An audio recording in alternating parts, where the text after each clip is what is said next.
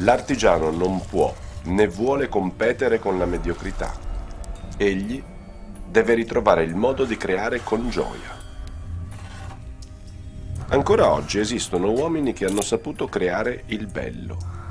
Bello semplicemente perché ogni oggetto è stato creato secondo la logica, secondo la ragione, secondo i principi dell'essenza razionale delle cose e secondo leggi naturali, precise e necessarie.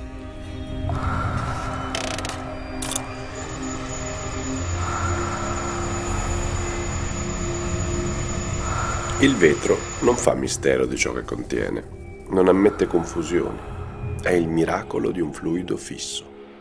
La bellezza non ammette privilegi. Artigiani in Liguria.